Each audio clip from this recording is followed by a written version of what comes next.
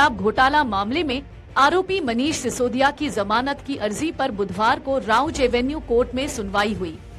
इस दौरान एड ने जमानत याचिका का विरोध करते हुए कहा कि हमारे पास सबूत है कि मनीष सिसोदिया ने एक्सपर्ट की रिपोर्ट से भटकाने का दिखावा करने के लिए ईमेल प्लांट किए। कोर्ट ने दोनों पक्षों की दलीलें सुनने के बाद आगे की कार्यवाही के लिए 15 अप्रैल सोमवार की तारीख तय कर दी। अब कोर्ट इस दिन दोपहर 2 बजे मामले में आगे की दलीलें सुनेगा। एड के वकील ने सुनवाई के दौरान कोर्ट में कहा कि यह तय करने की जरूरत है कि क्या मुकदमा धीमी गति से आगे बढ़ रहा है। एड ने सुप्रीम कोर्ट के पहले के फैसलों का हवाला देते हुए कहा कि कोर्ट को मामले पर गुणदोष के आधार पर विचार करना होगा। पीएमएलए की धारा 45 में वर्णित दोहरी शर्तें सिसोदिया पूरी नहीं कर सकते हैं।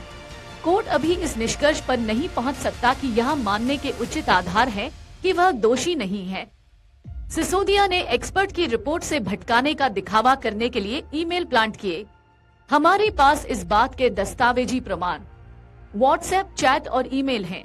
इसके बाद कोर्ट ने कहा कि वह मूल्यांकन करेगा और विचार करेगा कि क्या दलीलें केवल पूरे मामले के गुणदोष के आधार पर देरी के पहलू पर होंगी।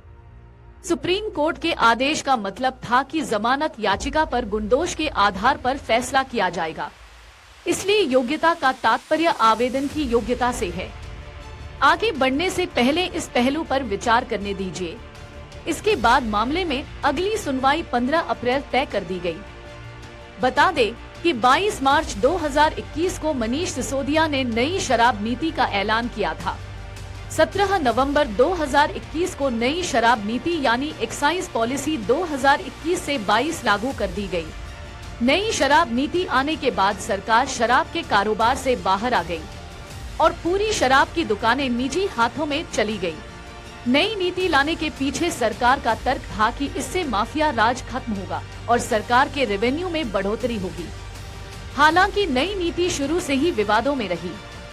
जब बवाल ज्यादा बढ़ गया तब 28 जुलाई 2022 को सरकार ने नई शराब नीति रद्द कर फिर पुरानी पॉलिसी लागू कर दी।